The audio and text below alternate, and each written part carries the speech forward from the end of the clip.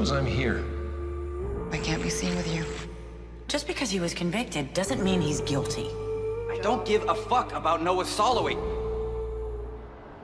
Take me back to the start before it had begun. You don't want me to come and see you anymore? I never wanted you to come here. I want you to leave me alone. Is that too much to ask? Haven't I done enough?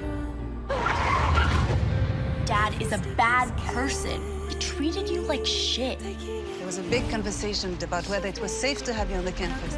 I defended you. I feel that you and I are kindred spirits. Lisa's been good for you, man. I don't think I've ever seen you this happy. I'm a lucky man.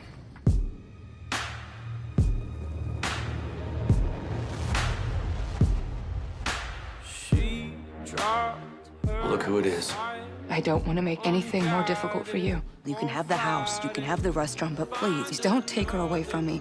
You see her as this fragile thing, such bullshit. What do you want me to do? You want me to have her locked up? We lost our child. We need to talk About what? about us. What about us? What are you doing here? Came to see you. All I thought about in prison was you. You and I were a mistake. Illicit lovers are perhaps the truest. What's wrong? I'm sorry, I gotta go. Stay. Someone is hurting him. He's a real monster. Don't piss anybody off.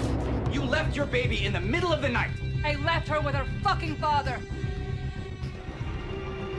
He's been following me since I got out. You tell him that if he ever so much as sets foot in this town, I will I kill him. can't live like this. I made a terrible mistake. I don't know how to fix it. Treating this attack as an attempted homicide. It's going to get better.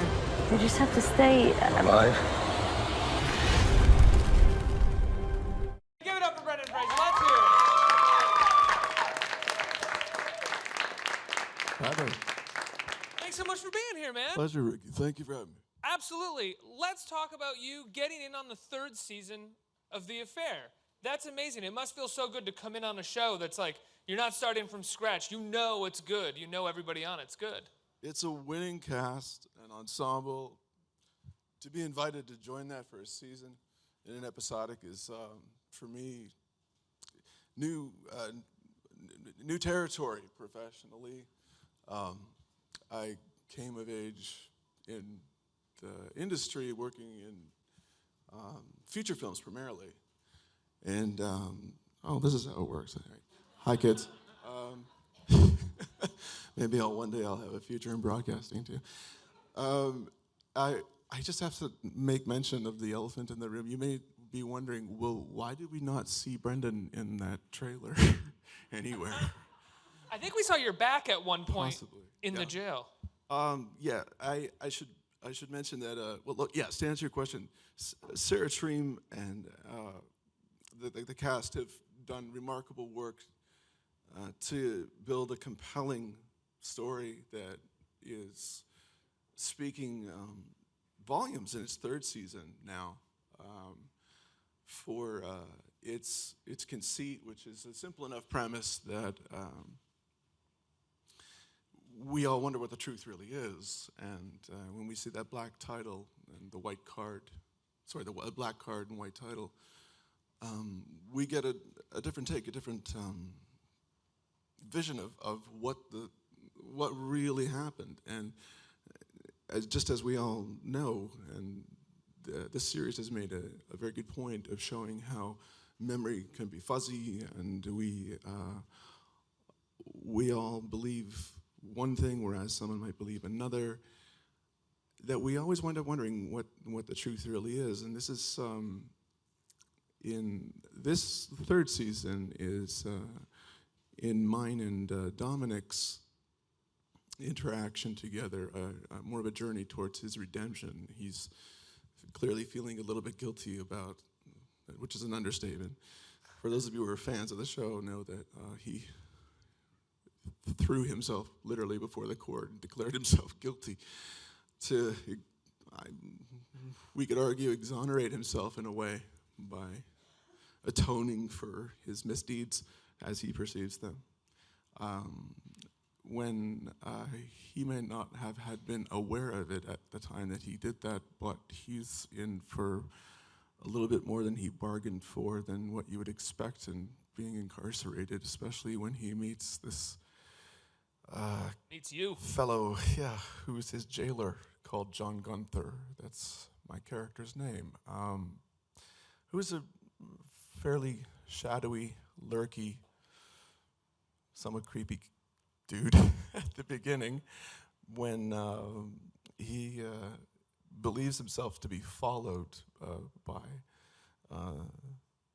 this corrections officer when he's released. And the story jumps around in time in an interesting way. But they knew each other before that, right? I mean, the idea is that potentially Noah could have caused you havoc or something early on in life, and that you have a greater reason for vengeance. You're not just a creep without reason. Unless you are, that's pretty great too. I have to. I'm playing chess with myself in my mind right now because essentially this is a real. It was a rare opportunity for me, and I seized upon it for the reasons I just mentioned. That it's a slow burn, and what you think might be one way may turn out to be another, and that same principle holds true for this individual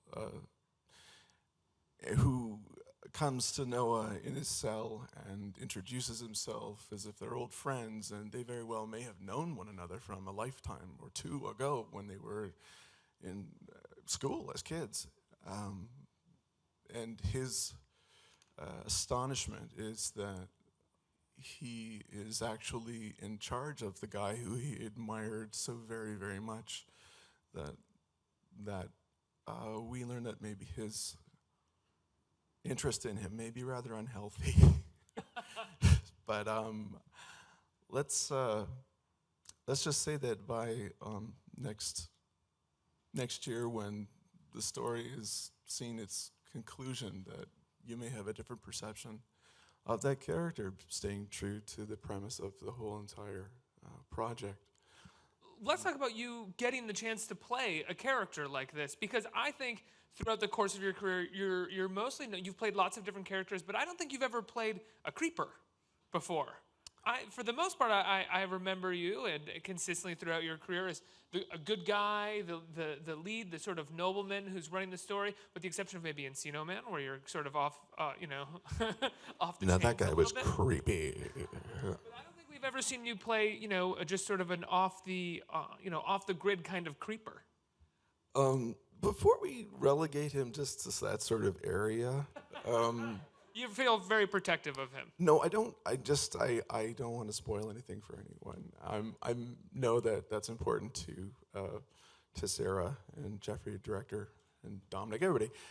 But the if I look back at the things that I've done and I've been lucky enough to be included in, I've had a broad range of different choices, and there was a time where I often wondered, really, you can be pigeonholed or boxed as an actor and not really know what the public's perception is of you, or should you play to a certain strength, or well, that answer is yes, but should you stretch and grow and try new things, and that's also the answer too.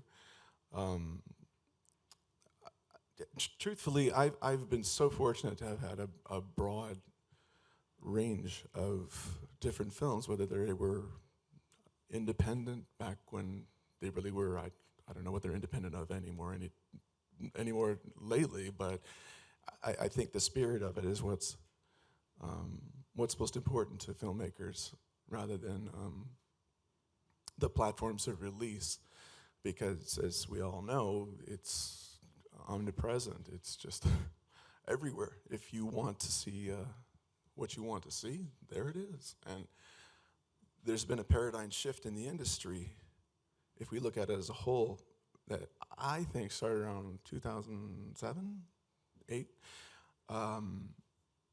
when everything went to, I don't want to say digital, but just it's the audience took possession of the material in a way. And films are now, I think, there's an effort to make them even better because there are, in a way, fewer of them being made. The Affair could have had been a film, for instance, in 90 minutes or plus. But we're able to see this story unfold as we do with all of the other favorite ones that we enjoy in chapters, as you would do a novel. I think that says it exactly right about what The Fair does well. It could be a movie, but instead The Affair sort of took advantage of the medium of TV and the fact that it's episodic and decided that, well, this story could be best told in terms of perspectives, and that's what TV would be sort of best used for. A lot of TV shows, don't do that. They just sort of like take what would be a 90-minute film and try to stretch it, Yeah, I agree. And working in the format is a learning curve I had to pick up on quickly. What was challenging about it for you right away that you had to sort of pick up on? I can remember in 2000, I did the Journey to the Center of the Earth in 2008, I think. No, 7. I can't remember. Help me out, folks. Someone's got a thing. And there was a moment when we did the very first shot on the very first day, and just out of habit, cadence routine, someone on the crew said, "Great, check the gate." And then the first camera operator went around to the camera, and he stopped, and he kind of looked at everybody, and then there was no gate. Yeah, don't have to. And for those of you who are wondering what that means, we'd switch from horse and carriage to 3D digital now, and there was no film to look for to see if it had been spooled incorrectly or there was a hair on it or something like that. Anyway, it was happening. These stories are happening all over there.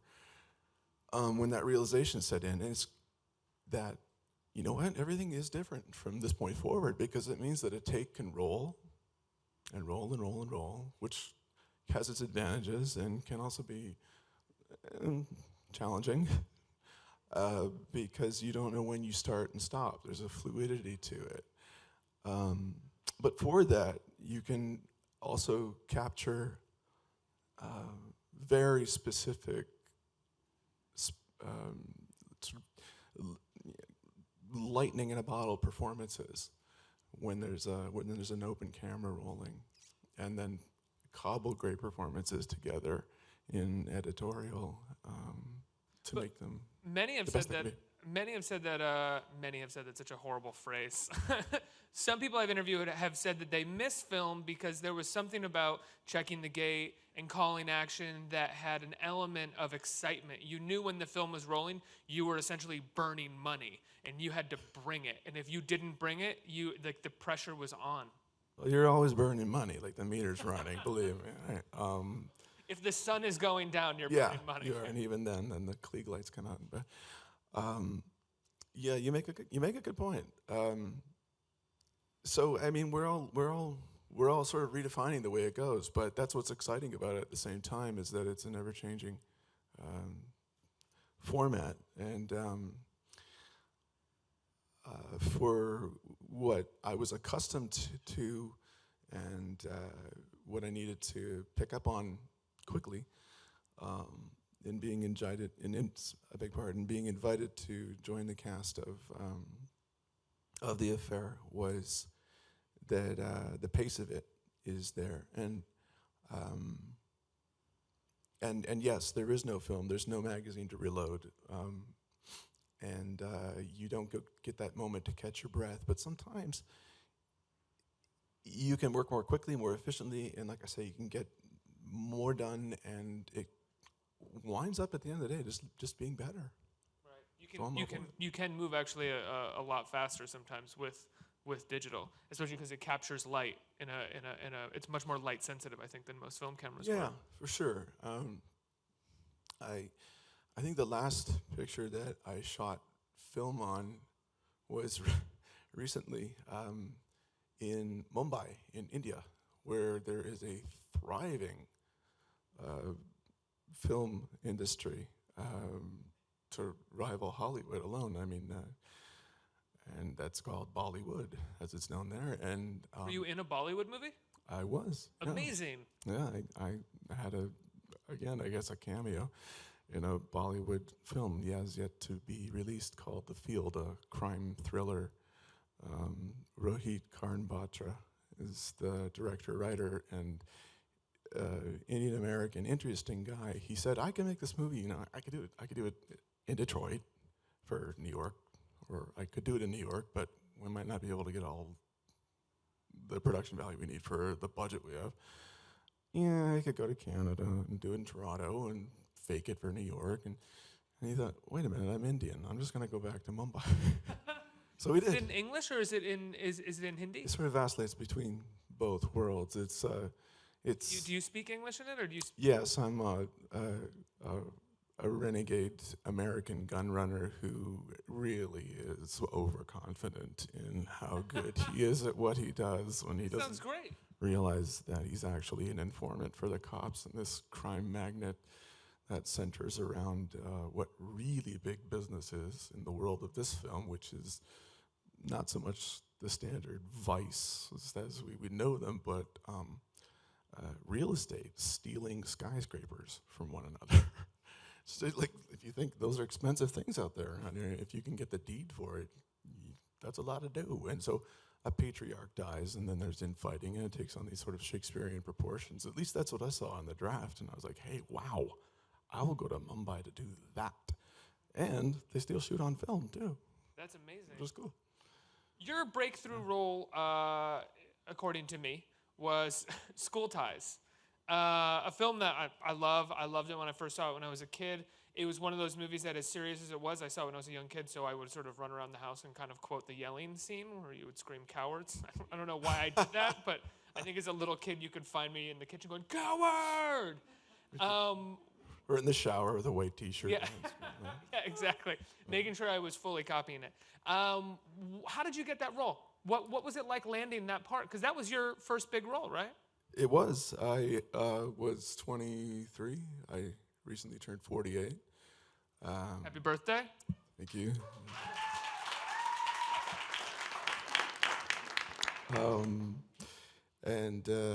I was fresh out of the academy from having done my 4 years in training in Seattle, Washington at the Cornish College of the Arts, which is still going strong. Shout out to them, y'all. And I came down to Los Angeles. I had a scholarship to study at a graduate level. I figured, it didn't start till the next semester. I'll stop and I'll try and get some of these student loans paid off with one of these pilot things or do a commercial or something and pass through Los Angeles, logistically speaking. And so I auditioned. I didn't get the part. They moved on. I think they changed directors. I think I went off. I did get a pilot that never saw the light of day. But the check didn't bounce, I'll tell you that. And I needed the dough at the time. That's what a pilot is for, really. Don't tell anyone. And they came around again. Apparently they cast a wide drift net to find their David. And I had another run at it. Was invited for a screen test, which I did with Matt, then unknown Matt Damon, and they hired me. I couldn't believe it. Isn't an unknown Ben Affleck in that as well? Isn't it Ben Affleck and Matt Damon? Chris O'Donnell. Chris O'Donnell, that's right. Cole Hauser.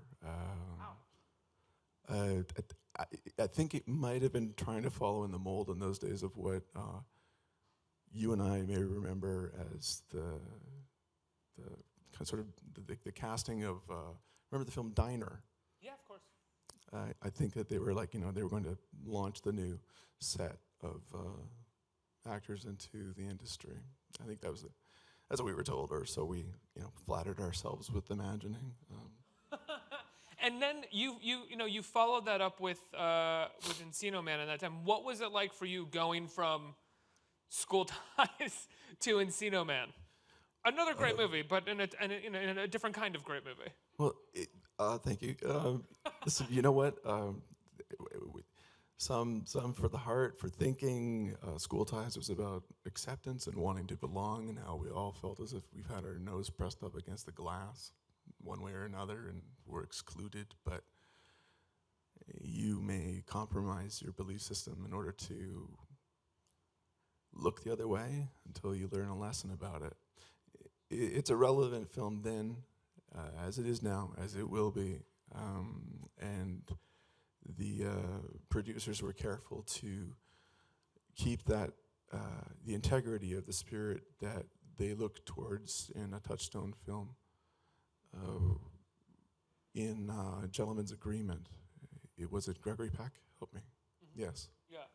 Anyway, and so anyway, from the sublime to the ridiculous, it was off to Hollywood afterwards, and Pauly Shore. I don't think there's a more articulate way to put it. Who is a friend. Hi, Pauly. What was the audition like for Encino Man, though? I just wrestled with the plants, and I sort of Oh, really? ran around, and I thought, awesome, there's no lines in this movie. Jeez, I knew a dog who acted like this once. Wait, I think I always... No, wait, that's me. Never mind. And they hired me. Actually, they came to me and said, no, you got to do this, really. We can't find anybody else. And I said, that's very flattering, I think. And anyway, look, it took off. And honestly, after then, so much became a snowballing effect of career and a blur of films that had me traveling globally. And I was fortunate to work with some heroes of mine, Ian McKellen in Gods and Monsters. That is, I mean, we're talking about some good movies. Gods and Monsters is I think it's a contemporary classic. Bill Condon did an amazing job with that film, and you and Ian McKellen are incredible. Thank you. That's nice of you to say. I was a part of The Quiet American, which was the first Western film to be shot in Vietnam. This was in 2001. And because The Quiet American, as written by Grant Greene, was an indictment of American foreign policy. Read the book, it's right there in the title. When asked why Graham Greene, when interviewed, asked why he titled it The Quiet American, his reply was, it's because he's dead. That's why. That's him, not me. Which makes a strong point, but we needed to make a film that had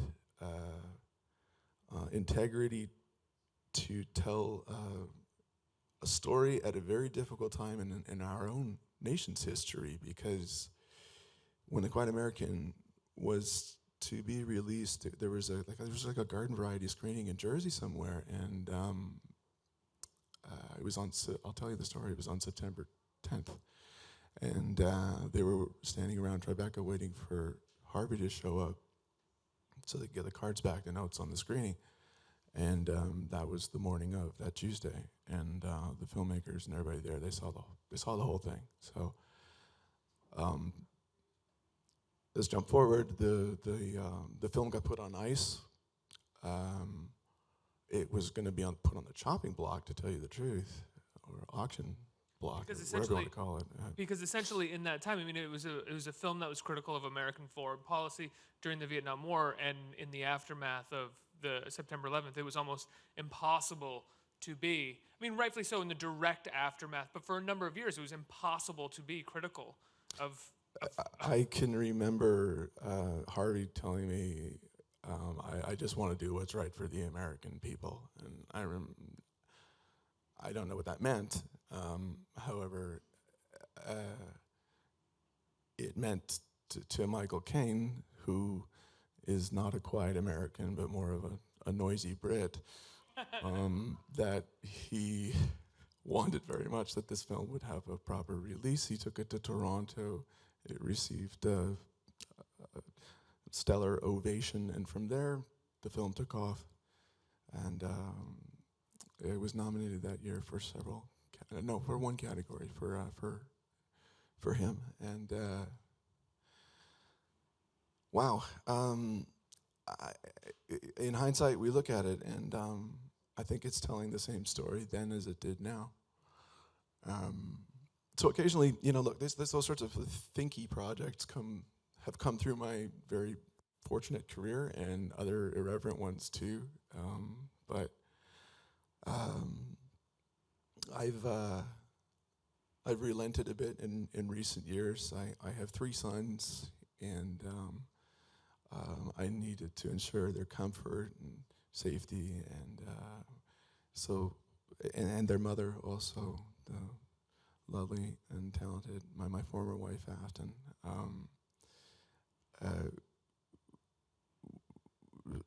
It was around that time that I think I just asked myself, why am I running so far so fast all at once? And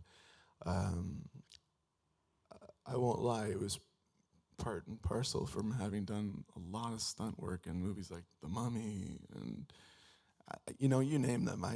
I think I was just so game and ready to go no matter what, that they figured, well, heck, he's here, he's made up, he's paid for it, you might as well have him jump off the cliff or do whatever you could do. Light him on fire too. And I'd just be like, yep, sure, I'll do another one, no problem.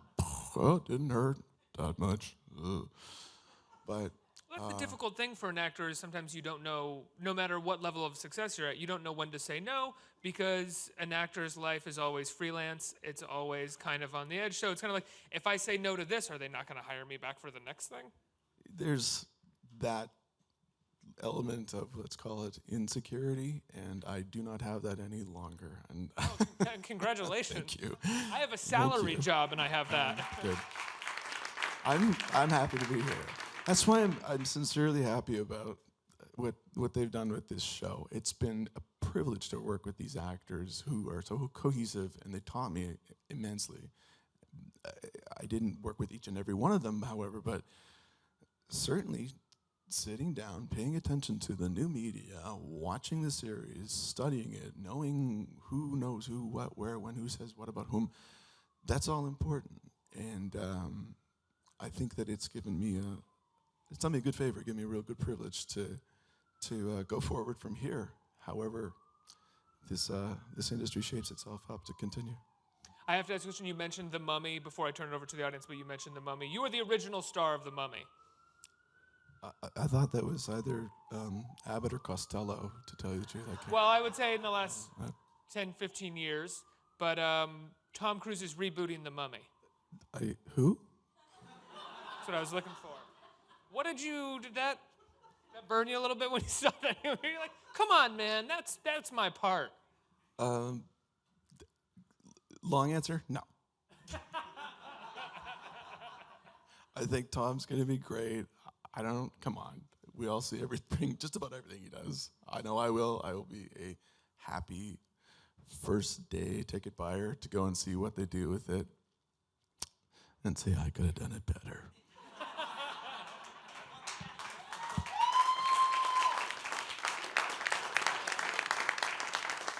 Let's open it up to the audience for some questions. Who has questions? You have a question. And Hi, how are you? I'm good. A little nervous because please. kind of getting back into the game here, but doing a great job. Yeah, so good. I was wondering, when you're shooting this, do you get all the scripts at one time? Like, do you know where your character's going throughout, or you're just shooting as the scripts are coming in? No, I mean, it's like the TSA is standing there practically, copying my ID before you get encrypted scripts show up. And that's the way it should be. I mean, with the keystroke, we can send anything anywhere, right? So, by the same token, while that may be somewhat irksome, because you're like, well, what happens, though? I want to be able to figure out the arc of my character and all blah, blah, blah, blah stuff. The thing is that you become almost delighted, surprised, and given that the writing is, I believe, it's clearly dialogue, but it's written in the way that people speak to one another, which I always appreciate very, very much. And then there are more poetic moments that come out in the language too. And then there's always discoveries that are made on sets anyways. And so for my part, and I guess my preciously actor process,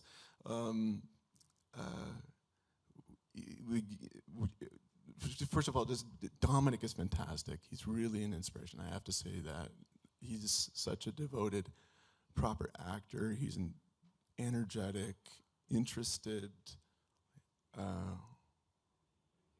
enthusiastic guy. And did you know he's British? He's Etonian. I mean, and devoted to his craft. And a heck of a nice guy too. He's also McNulty from The Wire as well, which is a huge deal. There you go. Oh. So, I could, if ever I had those moments of trepidation about what am I doing here really, and I just look at Dom and then he'd be like, "It's gonna be all right, mate. It's gonna be all right, mate." Next question, right here. Hi. Hey. I've seen all your movies. Every single one of them. All of them. Yeah, I have a lot of time. Sorry. There's a lot. I just looked at his IMDb a few minutes ago. Are you sure about that? Because there's a lot. Oh, wow. Okay. She's got the Ankh. Is that tattooed on your arm? Yeah. Is that for reals? Yeah. Get out of here. Yeah. Oh, no. Freak. Wow. Wow. Dead serious. So okay, I'm just going to go a- sit over here and not run. All right. Yeah. There's a barricade. You're for here. real. Yes. So I was wondering, since you've had a vast array, as you were saying before, of films, like what is something that you've wanted to do that you haven't done? Something I've wanted to do that I have. Parachuting. No, I'm not going to do that. Character-wise. Thank you for keeping me honest. Character-wise. This was a good opportunity for me because it's a slow burn character, and just in the spirit of the show, not everything is as you would expect it to be. So just keep watching if you're so inclined. And I'm not just supposed to say that. Because Dom's great in it. Did I tell you what a great guy he is, dude? As is everyone else. What haven't I done yet? Well, I think that I want to be able to wrap my arms around something that is dialogue intensive, heavy, rich, 25-cent words. Get good and scared while doing it, and see if I learn something new from it. I don't know if I'm letting any cats out of the bag with the agents and everything like that, but I might be working with Donald Sutherland soon. Again, wait, I worked with him once early in my career. On a sort of two-hander in piece that's an indictment of, among other things, capital punishment and social media. And anyway, stay tuned. We'll see how I haven't done that yet, and we're going to Toronto. So, what haven't I done yet? The classics. I think that, in a word, everything that encapsulates the best of what everyone else has been borrowing or stealing from for years is embodied in iambic pentameter and Shakespeare. One happy day, perhaps, Ian will have me back, and we'll do like a 5-minute retrospective or something. That's a fantasy of mine. Ian, if you're out there, call me. I think we have time for one more question. Hey, Brendan. Hi. So you've had a lot of experience. Have you ever thought about doing writing or directing a movie or maybe an episode from the show? Truthfully, I would rather shoot one. I would probably be pretty bad at it, but I'm interested in cameras, lighting. I've learned the most about how to do the job by being on the job. Writing, directing, I think that I'm most comfortable in an area of producing, not just because it's sort of an easier workload in some cases, depending on who you are and how you work, but I find that I collaborate best. And when you have that one stripe that says you're a producer, then your voice is a relevant one in the discussion at the table. Otherwise, as an actor, if a good idea pops out of you, it's like, oh, look, the talking prop spoke. Was it good? Great, let's use it and say it's ours. That's not the truth, really, serious people. I like to collaborate. Brennan, it's been wonderful talking to you. The Affair is on Showtime. Is it Sunday nights, I believe, or Monday nights? Excuse me. Sunday evenings, yes. Sunday evenings. I can't wait to see where your character goes. Thanks Thank so you much very for being much, here. Ricky. Thank you.